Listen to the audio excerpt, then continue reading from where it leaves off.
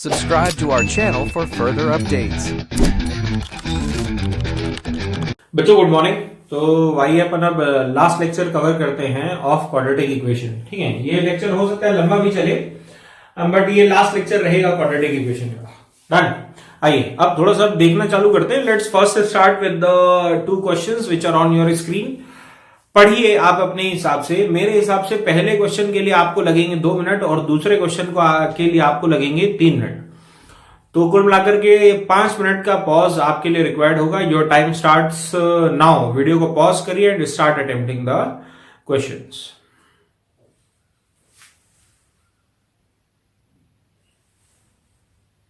बच्चा I am sure आप लोग ने पहला वाला अटेम्प्ट तो कर ही लिया होगा। अब आप देखना चालू करो। ठीक है, मैं अब तुम लोग को समझाना चालू करता हूं व्हाट हैपेंस। ठीक है, देखो आप है ना ये लैंग्वेज को समझना चालू करिए। ये 2 क्वेश्चंस आपकी ब्रिजिंग क्वेश्चंस हैं। आप अगर लैंग्वेज नहीं पकड़ पा रहे हैं ढंग से तो अगेन आपको एक टफनेस महसूस होने वाली इस चैप्टर में। ठीक है, और आगे कैलकुलस तो पूरा ही लैंग्वेज है। लैंग्वेज अगर भाषा में आप पढ़ ही नहीं पा रहे कि सवाल क्या लिखा है तब तो फिर अपने आप में परेशानी। ठीक है, खैर चलो अब जैसे पहले वाले क्वेश्चन की बात करते हैं। fx = 4x² plus ax plus a minus 3 is negative for at least one negative x। अच्छा सुनिएगा, यह एक्सप्रेशन की वैल्यू निगेटिव होनी चाहिए। अच्छा यहां पर देखो ये ग्राफ, बताओ इस एक्सप्रेशन की वैल्यू x नहीं, value is plotted on y axis, negative हुई क्या? नहीं, ये तो हमेशा यही है पक्का।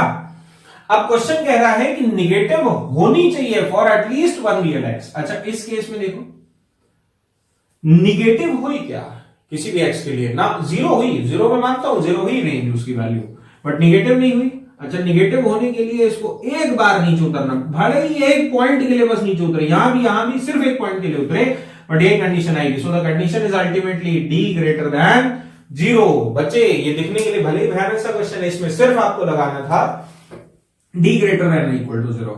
अब जब कंडीशन लगाने की बारी आई d greater than equal to 0 we get greater than 0 we get. अच्छा जब आप d लिखेंगे तो d कितना लिखा हुआ मिलेगा? b² - 4ac।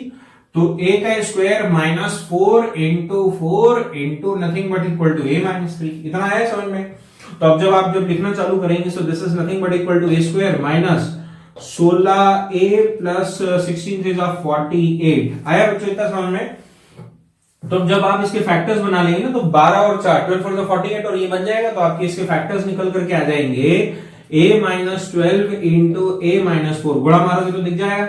आप बेटा जब साइन कर्व पे आपको लेने की जरूरत पड़ी, ठीक है, अब जब साइन कर्व पर आपको जब लेने की जरूरत पड़ी तो यहां से 4 और यहां से 12, पॉजिटिव निगेटिव साइन कन्वेंशन की बात करेंगे तो इधर से पॉजिटिव फिर निगेटिव फिर पॉजिटिव। बेटा आपको एक्सप्रेशन ग्रेटर देन 0 के लिए लिखना है तो पॉजिटिव वाला आंसर लेंगे, तब ये आपका आंसर आ जाएगा। This is a belongs to -∞ से 4 यूनियन 12 से लेकर के इंफिनिटी। ये आपका आंसर है। ठीक है, बिल्कुल इसी तरीके से अब सेकंड वाले क्वेश्चन को भी बच्चों दोबारा एक बार कोशिश करो कि वीडियो को पॉज करिए और फिर से एक बार कोशिश करिए कि सेकंड वाले का आंसर अब आप कैसे लिखें। बच्चों जैसे अब देखो, अब क्वेश्चन नंबर 2 की बात की जाए तो क्वेश्चन नंबर 2 में आपके पास देखिए क्वेश्चन में क्या लिखा हुआ है? fx = 4x² plus ax plus a minus 3 is negative for at least one negative x, then find a। ऐसा आपको क्वेश्चन बोल रहा है is negative, पहली बात तो बोल रहा है is negative for at least one negative x। अच्छा बताइए ये वाला एक्सेप्ट करेंगे, ये जो सबसे ऊपर लिखा है ये तो ऐसे ही रिजेक्ट, सरासर रिजेक्ट। क्यों रिजेक्ट? क्योंकि सर ये तो पॉजिटिव है, नेगेटिव तो हो ही नहीं रहा, तो ये तो मैदान से बाहर। ठीक है, अब हम आ जाते हैं इस निगेटिव। तो निगेटिव तो ये भी हो रहा है, जो एक्स एक्सिस से नीचे उतरेगा वही निगेटिव वैल्यू ले रहा है। ठीक है, और पैराबोला तो अपवर्ड है। Is negative for at least one negative x. अच्छा देखो निगेटिव एक्स दिख रहा हो, ये देखो ये है निगेटिव एक्स, दिखा? तो इन काले शेडेड एक्स पर इस एक्सप्रेशन की वैल्यू निकालोगे तो पॉजिटिव आएगी कि निगेटिव? पॉजिटिव। इतना समझ में आता है? इस काले शेडेड पर निकालोगे तो निगेटिव और इस काले शेडेड पर निकालोगे तो फिर निगेटिव। यानी प्रश्न की भाषा के अनुसार ये वाला भी केस चलेगा, ये वाला केस चलेगा, ये वाला रिजेक्टेड और ये वाला तो दनादन पहले ही रिजेक्टेड। क्लियर? तो इसका मतलब ये हो गया कि दिस कंडीशन इज एक्सेप्टेबल, या अगर ऐसा हो जाए तब भी गाड़ी चलेगी या फिर ऐसा हो जाए तब भी गाड़ी चलेगी। श्योर? अब बच्चे हम लोग क्या बोलते हैं, या का मतलब होता है UNION, that's called as union. पक्का? अब तुम सुनना चालू करो, बस सॉल्व करने के लिए मैं इनका नामकरण कर देता हूं। This is case 1 and this is case 2। पक्का? ठीक है, ये मैंने केस 1 और केस 2 नाम कर दिए हैं। अब बेटा समझो मेरी बात को, तुम जानते हो लोकेशन ऑफ रूट्स चालू हो चुका है यहाँ पर। सर कैसे? देखो केस 2 पहले केस 2 देखो इधर। केस 2 दिख रहा है, ये लिखा हुआ है बेटा, दिस इज योर 0 लिखा हुआ दिखा। तो एक रूट 0 से पीछे और एक रूट 0 के आगे। पक्का? इसका मतलब 1 root is greater than k and 1 root is less than k. Case number 2 अपन ने पढ़ा है लास्ट लेक्चर में। ये देखो, ये लिखा हुआ है 0 दिखा। Both the roots are less than k and are distinct. Equal की भी बात नहीं हो रही है, एंड आर डिस्टिंक्ट। पक्का? तो अब देखो करने की बारी क्या आएगी, मैं तुमको ये बता देता हूं। देख बेटा, अभी अपन लोग उठा करके केस 1 को सॉल्व करेंगे, यहां से लेकर के यहां तक में केस 1 सॉल्व करेंगे, समझते हो? फिर हम लोग यहां पर उठा करके केस 2 को अलग सॉल्व करेंगे, क्योंकि ये भी हो जाए तब भी कोई दिक्कत नहीं, वो भी हो जाए तब भी कोई दिक्कत नहीं, और दोनों का बेटा फिर हम ले लेंगे, दैट्स कॉल्ड एज यूनियन। बच्चे ये सब जो मैं सॉल्व करके दिखा रहा हूं ना, इसे बहुत रेयर जगह पर आपको ऐसे ऐसे क्वेश्चंस का डिस्कशन होने को मिलता है। बहुत एक्सप्लिसिटली बता रहा हूं, ये लेक्चर आईआईटी एडवांस जो देने जा रहा है उसी के लिए, आईआईटी मेंस के किसी काम का नहीं। ठीक है, तभी देखने का मन कर रहा है तो देखिए अब आप। ठीक है, तो केस 1 और केस 2 ये हो जाए तब भी चलेगा, वो हो जाए तब भी चलेगा। अब सुनो, 90% दुनिया है ना लिख करके छोड़ देती, मैं भी क्लास में हूं लिख के छोड़ देता हूं, बट करके दिखा देता हूं। चलिए देखो, पहला केस 1 की अगर अपन बात करते हैं, पहले केस 2 ले लेते हैं। केस 2 ज्यादा आसान है, एक 0 से बड़ा और एक 0 से छोटा, तो आपको लिखना होगा सिर्फ एक रियल सा case, f of 0 is less than 0। पक्का? तो f of 0 is less than 0, तो f of 0 की अगर वैल्यू वहां से निकालोगे तो 0 डाल दो, तो यहां पर कितना आ जाएगा बेटा, a minus 3 is less than 0, तो आ जाएगा a इज लेस देन 3। ये डब्बा बंद दिखाई दिया। अब यहां पर देखो केस 2 की अगर आप बात करेंगे तो दोनों रूट्स 0 से पीछे होने चाहिए। तब मैंने पहली कंडीशन डाली d इज ग्रेटर देन 0, दूसरा f of 0 is greater than 0, और तीसरा minus b by 2a has to be less than 0।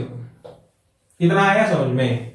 चलो ये रटंत विद्या है। अब मेरे एक प्रश्न का जवाब दो, यहां पर d ग्रेटर देन 0 होगा कि नहीं होगा? यानी ये जो लिखा है ये सही है कि गलत लिखा है? एक स्टूडेंट बोला सर ये गलत लिखा है, ऐसे लिखिए। पक्का? मैंने पूछा क्यों? बोला सर 2 अलग अलग रूट्स आने चाहिए, इसलिए d ग्रेटर देन 0 होगा। क्लियर? फिर मैंने उसी बच्चे से पूछा, अच्छा बताओ ये हो जाए तो अलाउड कि नॉट अलाउड? बोला सर अलाउड। अगर एक रूट 0 हो भी जाए, आप देखो ना, अगर ये 0 है और अगर quadratic equation d greater than 0 है और यूं निकल जाए, देखो रे बच्चों गौर से सीखो, ये निकल जाए तब भी मुझे कोई दिक्कत की बात नहीं है, मैं उसको भी एक्सेप्ट कर लूंगा। भाई नेगेटिव एक्स पर नेगेटिव हुआ ना, बस बात खत्म, आपका मेरा डिस्कशन यहीं पर समाप्त होता है। पक्का? अब बेटा कुछ नहीं, ये अलग ये अलग ये अलग, इन तीनों का इंटरसेक्शन निकालूंगा तो केस 1 का आंसर आएगा, फिर केस 2 का आ चुका है, दोनों का यूनियन मारेंगे तब आंसर आएगा। सुनो अब जल्दी जल्दी फटाफट लिखते हैं। पहले तो आंसर लिखेंगे तो b का स्क्वायर, यानी कितना लिखा है, a square minus 4 into a minus 3 is greater than 0। इसी को सॉल्व कर लेते हैं, तो a square minus times of 16a, 16 3 48। अरे ये तो अभी पिछले उस क्वेश्चन में तो सॉल्व कर रहे थे। a minus 12 into a minus 4 is greater than 0। ठीक है, तो यहां से अब जब सॉल्व करने की बारी आएगी तो यहां से इसका आंसर अब ऐसे ही लिख लेते हैं अपन। ये लिखा 4, ये लिखा 12, इधर पॉजिटिव इधर निगेटिव इधर पॉजिटिव, तो ये और ये यहां से अलग, माइनस 4 फिर 12 से लेके इंफिनिटी। अब इसको सॉल्व करते हैं। f ऑफ 0, f ऑफ 0 अगर डालोगे तो f ऑफ 0 क्या लिखा है बेटा, a माइनस 3, तो a minus 3 is greater than और इक्वल टू 0, इसका मतलब a इज ग्रेटर देन और इक्वल टू 3। ये आ गया तुम्हारा एक डब्बा।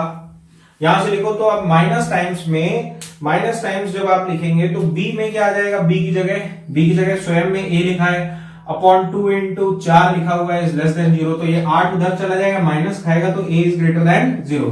बेटा तुम देखो, एक लाल डब्बा, दूसरा लाल डब्बा और तीसरा लाल डब्बा, ये तीन लाल डब्बे हैं, ये इंटरसेक्शन इसका, यानी आप समझो इस लाल डब्बा इज ए, ये वाला लाल डब्बा बी और ये वाला लाल डब्बा सी।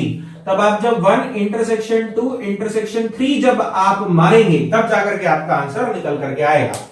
तो 3 से लेकर के 4 फिर 12 से लेकर के इंफिनिटी, तीनों का इंटरसेक्शन मैं उम्मीद करता हूं इतना आपसे बनता होगा।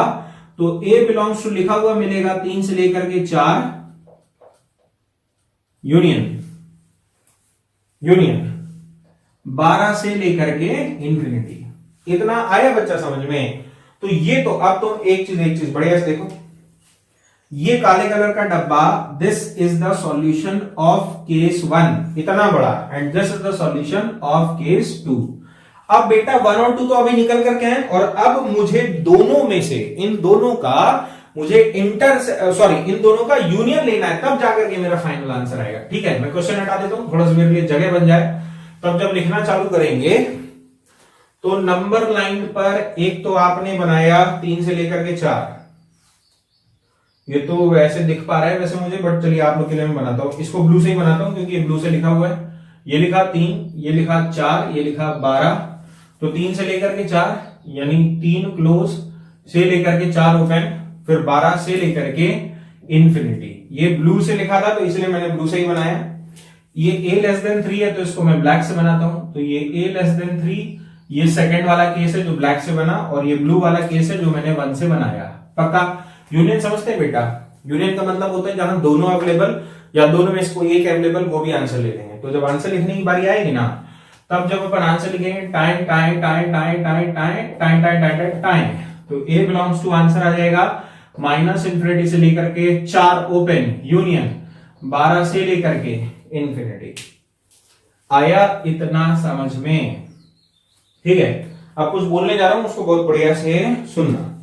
ठीक, अब कुछ बोलने जा रहा हूं, उसको बहुत बढ़िया से सुनना। जैसे बच्चों अगर आप सॉल्व एग्जांपल्स देखेंगे तो पैकेज के सॉल्व एग्जांपल में सॉल्व एग्जांपल नंबर 49, 50 बिल्कुल इसी के सगे भाई हैं, और 49, 50, 51, 52, 53, 54, 55 ये सारे सॉल्व एग्जांपल्स में कॉम्प्रिहेंशन के बहुत शानदार सवाल हैं जो कि आप सभी को देखने हैं घर में। डन?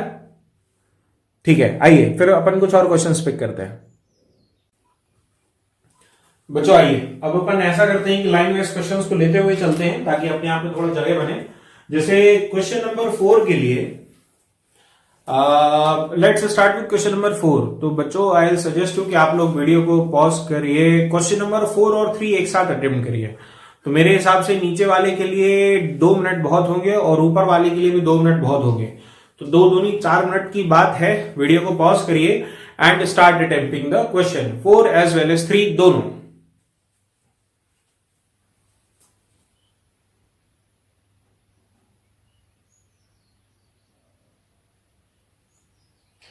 डन। आई विश आप लोगों ने अटेम्प्ट कर लिया होगा। पहले ऐसा करते हैं, फोर्थ को ही करते हैं ताकि थोड़ा सा जगह बन जाए, तो हम और लिख लेंगे आगे।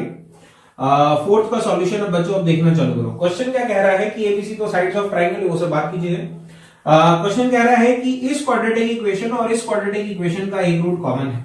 ठीक है, have a common root, then find the angle b. And triangle का जो एंगल है वो आपसे बोल रहा है। देखो सबसे पहली तो इंपॉर्टेंट बात ये है कि जब ax square plus times of bx plus c is equal to 0, और दूसरा जो आपको दे रखा है this is your 3x square plus times of 5x plus 4 is equal to 0, ऐसे दोनों दिखाई दे रहे हैं? पक्का?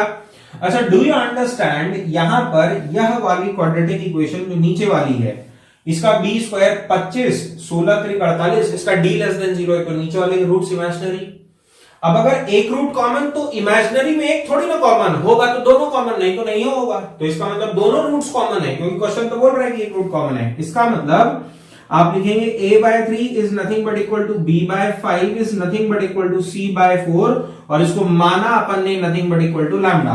तो बेटा अगर पढ़े लिखे और समझदार हो तो शायद आपको समझता होगा कि ये अगर साइड लेंथ मैंने कुछ लिख दी, तो a बराबर क्या लिखेगा बेटा? a is nothing but equal to 3 lambda, ये भी आ जाएगा तुम्हारा 4 लैम्डा, और c आ जाएगा 4 लैम्डा, और b निकल करके आ जाएगा 5 लैम्डा। जानते हो एंगल b क्या आएगा?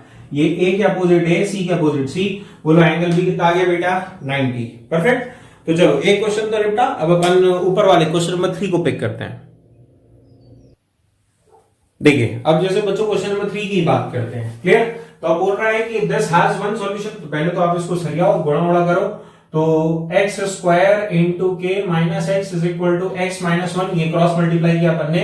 अब बेटा जब आप इधर ले आओगे तो ये आ जाएगा कि x square minus times of 2x plus 1 is equal to 0। देखो ये x में क्वाड्रेटिक दिख रही, और इसका d greater than d is equal to 0 होगा, क्योंकि क्वेश्चन कह रहा है कि सिर्फ एक सॉल्यूशन है, तो d इज इक्वल टू 0, मारो d is equal to 0।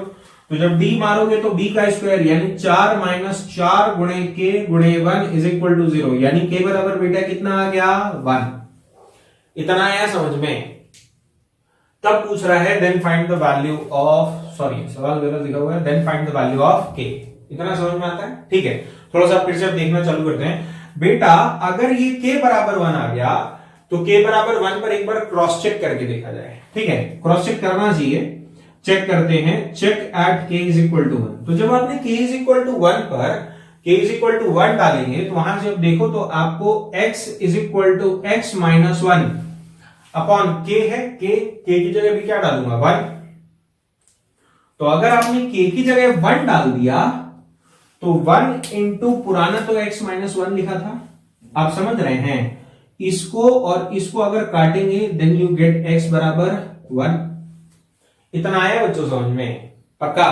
But अगर समझदार हो तो फिर से समझो, at k is equal to 1 x minus 1 बराबर 1 आ गया। बट अगर ये एक्सप्रेशन डिफाइंड होगा तो x can not be equal to 1, क्योंकि यह एक्सप्रेशन को ही डोमेन को डिफाइन नहीं कर रहा है। आया बच्चों इतना समझ में? तो यहां से एक चीज तो समझ में आ गई कि k इज इक्वल टू 1 तो हमारा आंसर हो नहीं सकता। अच्छा फिर से एक बार और बात कर लेते हैं। देख k बराबर 1 डाला तो कट पिटाया तो x बराबर 1 आना चाहिए था तुम्हारा एक आंसर। पक्का? वही बोल रहा है ना कि एक सॉल्यूशन होना चाहिए, तो सॉल्यूशन मिल गया। x बराबर क्या मिल गया 1। कब? जब k बराबर क्या मिला 1। तो देखो मेरी बात समझो, अगर जिसको नहीं समझ में आ रहा है मैं एक बार और बोलता हूं, k बराबर 1 पर x बराबर 1 मिला, इस दोनों को उठा करके यहां पर डाल दो। इधर देखो मैं क्या लिखने जा रहा हूं, 1 is equal to 1 minus 1 upon 1 into 1 minus 1। बोलो ये डिफाइंड कि नॉट डिफाइंड? ये तो 0/0 लिखा है भाई, ये कब से डिफाइंड होने लग गया 1 के बराबर? आया बच्चों समझ में? ये रिजेक्ट हो गया। तो k इज इक्वल टू 1 तो इतना समझ में आ गया कि k इज इक्वल टू 1 हमारा जो वैल्यू निकल करके आई d इज इक्वल टू 0 पर, वो तो हो गई रिजेक्ट। पक्का? ऐसे ही हिट एंड ट्रायल मारने की बारी आई। इधर देखो तो बच्चे, वो तो k इज इक्वल टू 1 जो आया एक्चुअल प्रोसेस है वो तो रिजेक्ट हो गया। ऐसे ही मैंने k इज इक्वल टू 0 डाल दिया। पक्का? डालो 0। तो ये माइनस 2x प्लस 1 आ गया, तो x बराबर इस बार क्या सॉल्यूशन आ जाएगा तुम्हारा 1/2। अब देखो तुमको एक सॉल्यूशन मिल गया है। इतना आया बच्चे समझ में? तो k इज इक्वल टू 0 पर you finally get a solution that is x is equal to 1/2। Clear? आइए अब अपन ये क्वेश्चन नंबर 5 और 6 की ओर चलते हैं।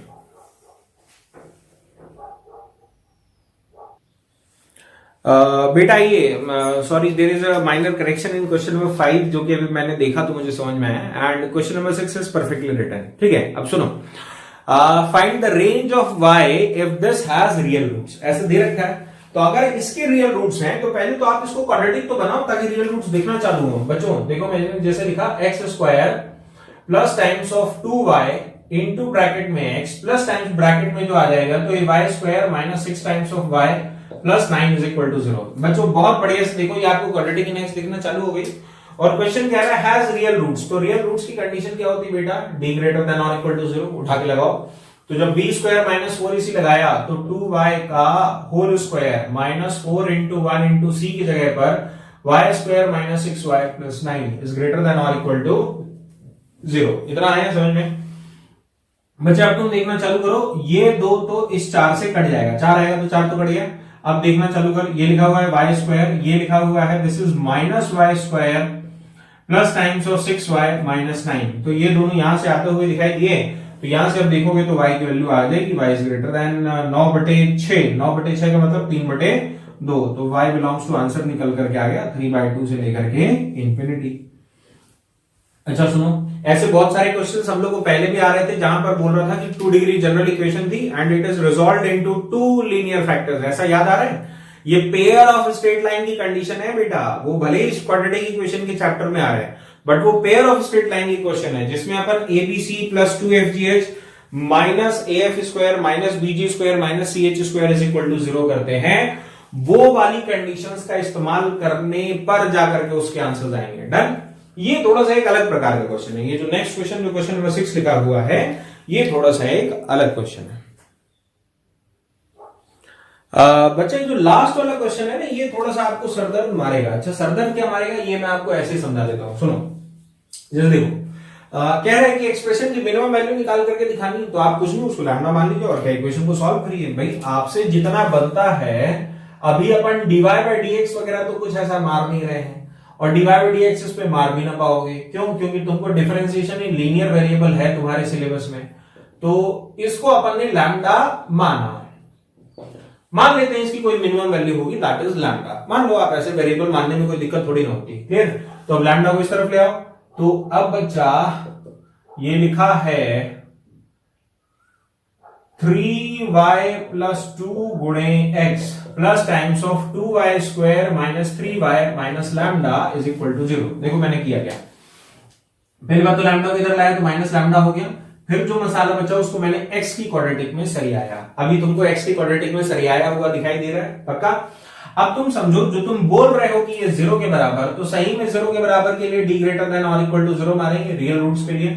तो अब जब रियल रूट्स के लिए मारोगे तो b स्क्वायर माइनस 4ac यानी 3y प्लस 2 का whole square minus 4 into 2 into c की जगह पर 2y square minus 3y minus lambda. इतना समझ में आता है बच्चा?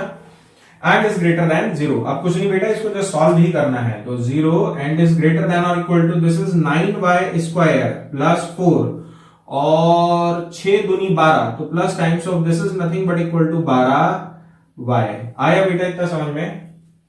तो ये आ जाएगा 9y square plus 2y square 4 plus ये निकल करके आ जाएगा दिस इज 6 दूनी 12, तो 12y, और माइनस में निकल करके आएगा minus 8 times of this is nothing but equal to 2y square minus 3y minus lambda. तो अब बच्चा जब आप लिखोगे तो ये आप लिखो 9 में से 16, तो 9y स्क्वायर में से 16y स्क्वायर, तो माइनस 7y स्क्वायर आया। अब फिर बेटा 12y और 24y, तो प्लस 24y, तो 12 प्लस 24 हो गया 36y, तो प्लस टाइम्स ऑफ 36y। अब कांस्टेंट टर्म लिखते हैं, तो बेटा कांस्टेंट टर्म लिखा plus 4 plus 8 lambda is greater than 0। देखो एक जगह आकर के गाड़ी अब कहीं पर खड़ी हो चुकी है। आप देख लीजिए कैलकुलेशंस को, आप लोग एब्जॉर्ब कर लीजिए। मैंने बेटा कुछ नहीं, पहले लैम्डा माना, x में क्वाड्रेटिक बनाई, d ग्रेटर देन 0 लिखा, और अब इस सारे के साथ भाई हम लैम्डा की खोज करने निकले ना, तो मैं इस सारा एक्सप्रेशन जो है उसको इस तरफ ला रहा हूं। तब मैंने लिखा बेटा this is 7y square minus times of 36y minus 4 8 lambda is greater then this. इतना आता है समझ में? अब तुम थोड़ा सा, अब यहां से हम लोग अब एक चीज समझते हैं। देख बेटा, अब तुम दूसरी चीज सुनना चालू करो। तुमने मेरे को, तुम ऐसा करो, तुम इस तराजू पर बैठ जाओ, बैठ गए, और तुम मेरे को क्या बता रहे हो कि तुम्हारी वैल्यू हमेशा इस चीज से बड़ी है। पक्का? Do you understand this is a quadratic equation, upward parabola something like this, और इसकी जो मिनिमम वैल्यू होगी, ये देखो, ये जो स्वयं में क्वाड्रेटिक है ना। अब देखो मैं इसका यही चीज लिखने जा रहा हूं, मैं ऐसा करता हूं, इसके बाद जो लिखना है वो मैं यहां पर कवर करके लिखता हूं। तो होल्ड ही कर लेते हैं ताकि मैं बेटरली दोनों इनइक्वालिटीज को ले लूं। बेटा अब जैसे देखो, ये वाली तो ये ग्रीन कलर के डब्बे में ये तो इंफॉर्मेशन थी, ये तो हमारे पास आ ही चुकी थी, और ये हम जानते हैं तीनों क्या कि क्वाड्रेटिक इक्वेशन जो 7y square minus times of 36y minus 4, ये क्योंकि अपवर्ड पैराबोला ऐसा बनेगा तो इसकी minimum value minus D by 4 होगी ना, तो वही लिखा है इसकी value is greater then minus D by 4। Calculations थोड़ा बड़ी थी तो मैंने डायरेक्टली देख करके लिखा है, इसको सॉल्व करके अलग से, तो डी की वैल्यू आ गई माइनस 324 डिवाइड बाय 7। पक्का? So now you have this as your equation number 1 and now you have this as your equation number 2। अब आपको एक तो कह रहा है 8 लैम्डा इससे बड़ा, और दूसरी स्टेटमेंट बता रही कि यह संख्या माइनस 324/7 से बड़ी। तो अगर 1 और 2 को आप कंबाइन करोगे ना, तो 1 कंबाइनिंग विथ 2 वी गेट, बेटा 1 और 2 को कंबाइन करने पर मिलेगा 8 lambda is greater then minus 324/7। 8 से डिवाइड कर लेना, तो फाइनली जो लैम्डा आएगा वो लैम्डा इज ग्रेटर देन और इक्वल टू आ जाएगा ना बच्चे। 8 7 8 का कितना होता है 56, तो ये माइनस 324 बाय 56 ये आंसर आया। तो लैम्डा मिनिमम, यानी मिनिमम कितना एक्सप्रेशन की वैल्यू आ रही, माइनस 324/56, यही तुम्हारा आंसर आएगा। कुछ दो से काट लेना जिससे तुम्हारा वैल्यू कट जाए। आई विश आप लोग को लॉजिकली अब समझ में आ चुका होगा। ठीक है, तो ये सब डिफरेंट एस्पेक्ट्स ऑफ क्वेश्चंस थे जिसको हमने आज के लेक्चर में कवर कर लिया है।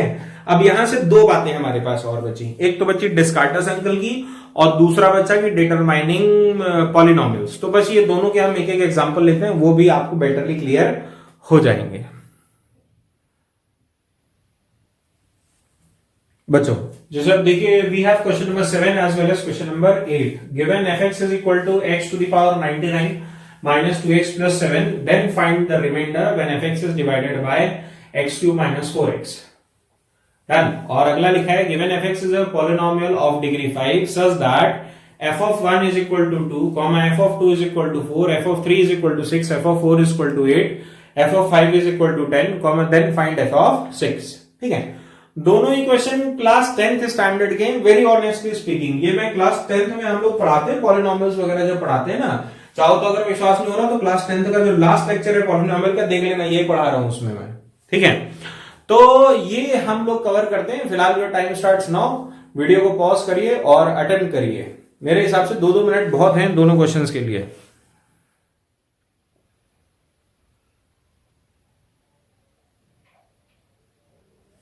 बच्चों जैसे अब देखो, आई एम श्योर आप लोग ने 7th और 8th अटेम्प्ट कर लिया होगा, 7th तो कर ही लिया होगा। आप देखिए चल क्या रहा है कि इस इक्वेशन को आपको कह रहा है कि इससे डिवाइड करो तो बता दो रिमाइंडर कितना आ रहा है। जैसे अभी जब डिवाइड करोगे 99 है, यहाँ पर 3 है तो x की पावर 96 लिखना पड़ेगा।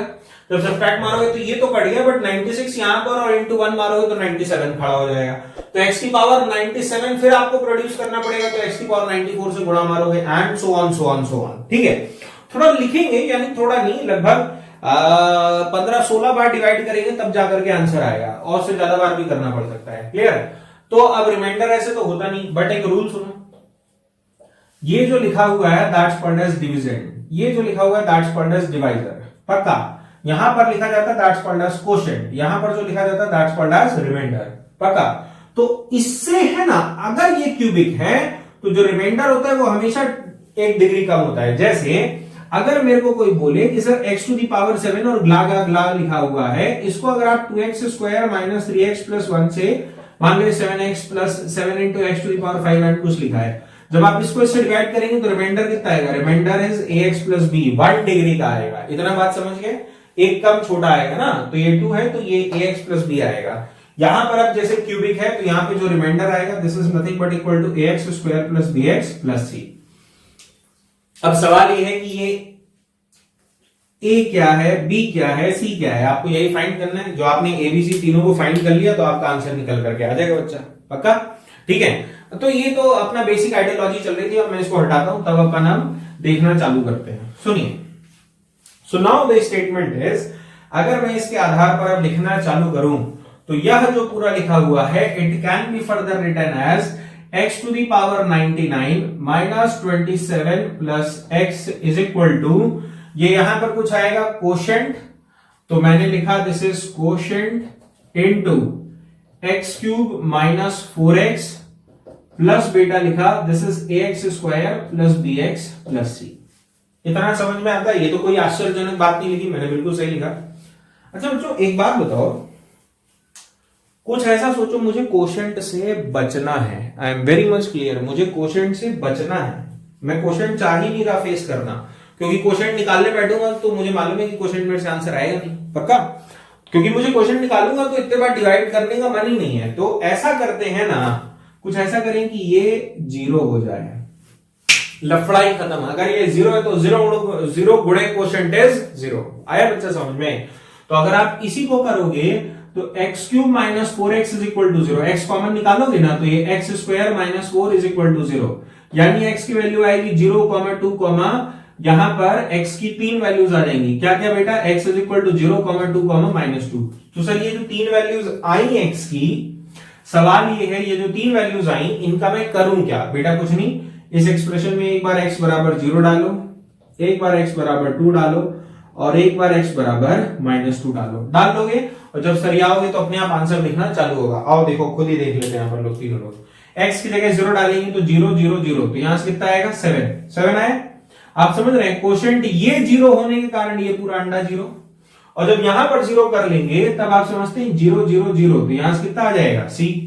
जब 2 डालेंगे जब आप यहां पर तो ये आ जाएगा दिस इज 2 की पावर 99, माइनस 2 डालेंगे तो 4 प्लस 7 इज इक्वल टू, जब 2 डालेंगे तो ये तो आ गया बेटा 0, और यहां से आप जब लिखेंगे सो this is 4a plus 2b plus c, और इसी तरीके से जब माइनस 2 डालेंगे तो माइनस 2 की पावर 99 और ये plus 4 plus 7 is equal to 0 plus यहां से डालेंगे, so this is 4a minus 2b plus c। अब 12वीं पढ़ रहे हो तो मुझे लगता है इतना पढ़े लिखे होगे कि अब एबीसी निकाल लोगे तो एबीसी निकाल लोगे तो उठा करके डायरेक्टली रख देना, ये आपका रिमाइंडर निकल करके आ गया। डन। आइए अगला देखते हैं। देखिए अब जैसे अगले वाले क्वेश्चन की बात करें तो ये तो सेकंड्स में खत्म बच्चों। अगर आप देखोगे तो शायद देखिए ना, एफ ऑफ 5 बराबर 10 है तो एफ ऑफ 6 बराबर तो आंखों से दिख ही रहा होगा भाई। एफ ऑफ 1 2 की जगह 4, 3 की जगह 6, तो एफ ऑफ 5 तो एफ ऑफ 6 से कितना दिख रहा है 12। ऐसा कुछ भी नहीं है, दुनिया बहुत अलग है। पक्का? तो ये तो समझ में आ गया कि एफ ऑफ 6 इक्वल टू 12 इसका आंसर नहीं होगा। सर क्यों नहीं होगा, यानी क्या दिक्कत है? अच्छा इधर देखो, तुमको लग रहा है कि f x is equal to 2x चल रहा है, हाँ या ना? बोलो ना, ऐसे लग रहा है ना?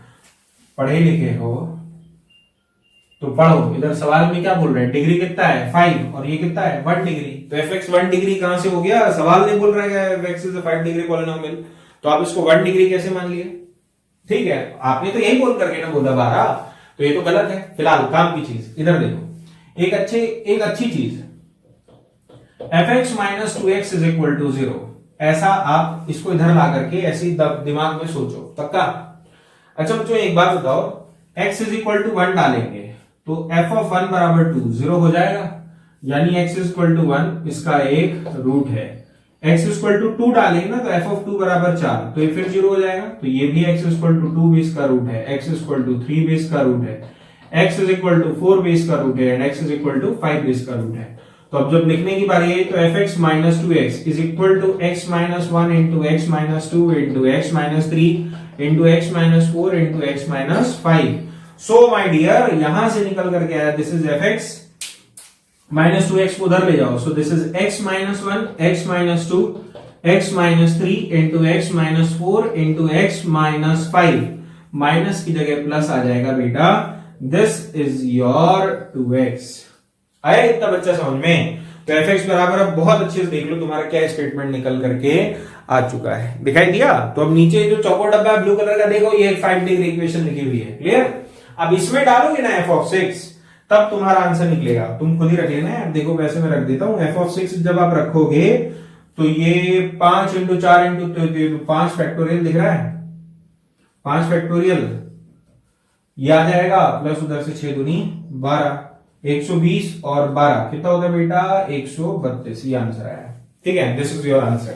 ठीक, ऐसा भी होता है, यानी किसी इक्वेशन के 5 रूट्स आपको दिए हुए हैं तो आप बिल्कुल उसको x minus 1 x minus 2 x minus 3 x minus 4 x minus 5। अच्छा एक चीज और, इस सॉल्यूशन के दौरान मैंने यहां का जो कोफिशिएंट है इसको 1 माना हुआ है, यानी जनरली क्वेश्चन में ऐसा मेंशन करता है, नहीं मेंशन करता तो आप 1 मान लेना, एल्स नहीं तो अगर कोई और इंफॉर्मेशन होती तो मैं लैम्डा मानता उस कोफिशिएंट को और आगे सॉल्व करता। ठीक है, अब यहां से बच्चों एक चीज हमारे पास और बची, दैट्स कॉल्ड एज डेस्कार्टस अंकल।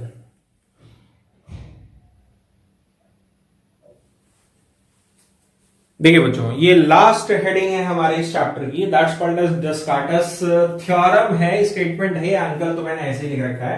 यार अंकल ने ना गजब की बातें बताई थी रिसर्च करके on the base of polynomials. पहला स्टेटमेंट क्या दिया इनने कि for given f x as many times the sign changes we can get maximum that number of positive real roots, right f of minus x, अब जितनी बार sign change होगा उतने maximum negative real roots हो सकते हैं, and degree of equation -1 + 2 कर देंगे तो इतने minimum number of imaginary roots हो सकते हैं।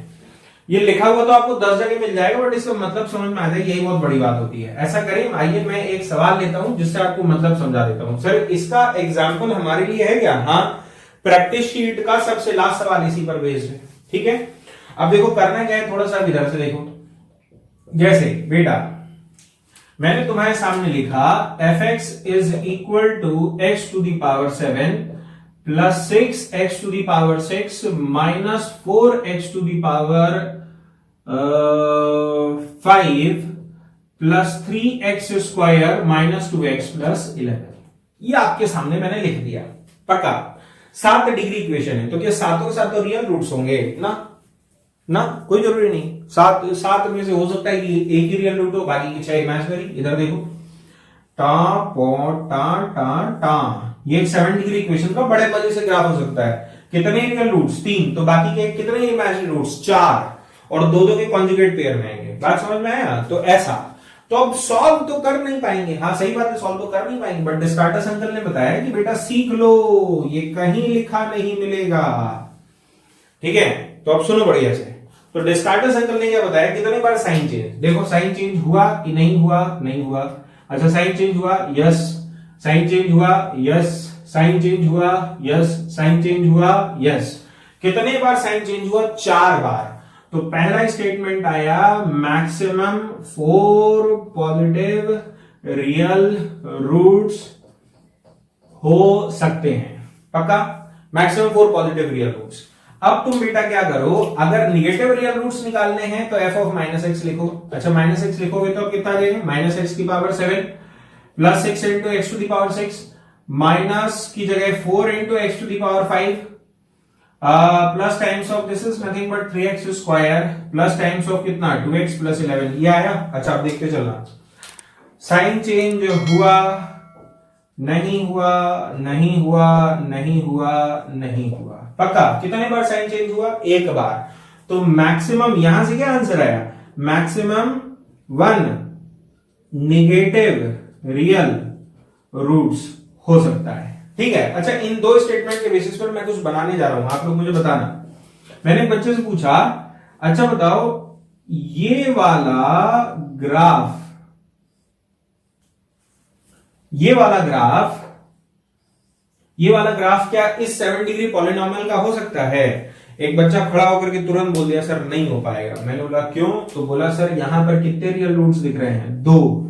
ये स्टेटमेंट बोल रहा है कि मैक्सिमम एक ही नेगेटिव रियल रूट होगा, इसका मतलब ऐसा ग्राफ तो ना होगा, ये तो श्योर है, पक्का, ठीक है। अब तुम लास्ट चीज एक और देख लो, अब यहां से जब तीसरा स्टेटमेंट आया तो डिग्री माइनस डिग्री कितनी आई बेटा, यहां पर इसकी डिग्री कितनी लिखी 7 माइनस 1 और इधर से 4, तो 7 माइनस 1 प्लस 4, अरे डिग्री माइनस 1 प्लस 2 स्टेटमेंट, पहला प्लस दूसरा, तो कितना आ गया बेटा, यहां से आया 5 और 2, तो 2 आ गया। इतने मैक्सिमम इमेजिनरी रूट्स हो सकते हैं, यानी तुमको याद आ रहा है अभी मैं जस्ट 1 मिनट पहले बोल रहा था कि 3 रियल और 4 इमेजिनरी, तो वो भी गलत था। क्यों? क्योंकि क्वेश्चन ने इसने तीसरे स्टेटमेंट में ये भी बताया कि इसके मैक्सिमम 2 इमेजिनरी रूट्स हो सकते हैं। आया बच्चों? वैसे तुमको एक बार बताऊं, डिस्कार्टस ने जब ये थ्योरी बताई थी ना, तो उसकी थ्योरी को एक्सेप्ट करने में दुनिया को बहुत समय लग गया था, ठीक है, क्योंकि जिस लेवल की रिसर्च करके उसने इसको कैलकुलस से जैसे प्रूव किया था ना, वो 99.99% मैथमेटिशियंस का उस लेवल का स्टैंडर्ड था ही नहीं। जैसे ऐसे बहुत सारे मैथमेटिशियंस हैं, जैसे लेबनीज एक अलग स्टैंडर्ड का मैथमेटिशियन है, ठीक है, एक यूलर एक अलग स्टैंडर्ड का मैथमेटिशियन है। बट क्या mathematics is not a local language, ये लोकल लैंग्वेज भाषा नहीं है, इसलिए एक साधारण आदमी ने इन लोगों के नाम नहीं सुने। साइंस में न्यूटन फुटन तो सब्जी बेचने वाले से पूछ लो तो उसने भी नाम सुना होगा न्यूटन का, ठीक है। एक दिन ऐसे मेरी वाइफ मेरे से बोल रही थी कि ये लैम्डा थैम्डा थीटा फीटा ये कुछ मेरे टिकटॉक वीडियो बता रही थी, तो उसमें एक लड़की बोल रही थी कि ये क्यों पढ़ते हैं, ठीक है। मैंने उसको आंसर दिया, मैंने बोला वही सब्जी बेचने वाला, कि अल्फा बीटा गामा लैम्डा ये सब जो 9th और 10th में जो इमेजिनरी रूट्स पढ़ाते हैं ना, ये बेसिकली क्या है, ये वो ब्रिज है जिससे आप साइंस की रिसर्च की दुनिया में जा रहे हो। बट 99% दुनिया तो क्या साइंस को तो जानती ही नहीं है कि साइंस क्या होती है, they are not into scientific researches, पैसे कमाने में रह जाते हैं, तो उनको पता ही नहीं कि alpha beta gamma lambda theta ये सब किस काम आते हैं। अब कोई मिले और पूछे तो उसको समझाना कि अगर साइंटिस्ट बनना चाह रहे हो जीवन में, कि कुछ नया, एक होता है थूके को चाटना, ठीक है, इंडिया में साइंटिस्ट इंजीनियर सब यही करते हैं, बनाते थोड़ी ना खुद से कुछ। जैसे टोयोटा का रिसर्च सेंटर इंडिया में थोड़ी ना, जापान में टोयोटा की कारें आती हैं तो इंजन वहीं से बंद करके आते हैं, स्क्रू टाइट होकर के कार तैयार हो जाती है, बिकने लग जाती है, ठीक है। तो हमारे जो मैकेनिक है वो क्या है, वो पार्ट खराब हो गया तो रिप्लेस कर देगा, ऐसा थोड़ी ना कि इंजन को डेवलप करके नया इंजन बना देगा ना, ये फर्क आता है, ठीक है। तो चलो अपन यहीं पर कंक्लूड करते हैं इस चैप्टर को। बच्चों एक चीज और, पूरे के पूरे है ना सॉल्व एग्जांपल्स जो आज मैंने बोले और जो भी इस क्वेश्चंस में आगे की जो भी स्टोरीज हैं उन सबको कवर करिए, ठीक है, ताकि आप लोग का एक अच्छा इंटेलेक्चुअल स्टैंडर्ड्स आए। क्योंकि अब यहां से अपन हम नेक्स्ट लेक्चर पे अपन फंक्शन से स्टार्ट करेंगे, और फंक्शन देखो मैथ्स में है ना, जैसे सबसे स्कोरिंग क्या माने जाते हैं, कोऑर्डिनेट और कैलकुलस, 2 चीज सबसे हैवीली स्कोरिंग, मजेदार। ये अलजेब्रा तो ये जो मैंने पढ़ाया ना, ये तो तगड़े टॉपिक्स में से आता है, मैथ्स का सबसे टफेस्ट टॉपिक होता है। सबसे आसान होता है कैलकुलस एंड कोऑर्डिनेट, उसके बाद होता है वेक्टर एंड 3D, फिर थोड़ा सा टफनेस आपको मिलना चालू हो जाती है ट्रिग्नोमेट्री में, और सबसे टफ जो पार्ट होता है दैट्स कॉल्ड एज एलजेब्रा। और एलजेब्रा तो बॉस जो एलजेब्रा पढ़ाना जानता है ना, वही मान लेना कि मैथमेटिशियन। कैलकुलस तो ऐसे टाइम पास टाइप की चीजें है ना। तो चलिए मुलाकात करते हैं बच्चों पर नेक्स्ट टर्न पर। बेस्ट विशेस, डू गुड, है ना। थैंक यू बेटा। For more, join Brothers Academy. Use Amazon to follow books by MSD Sir.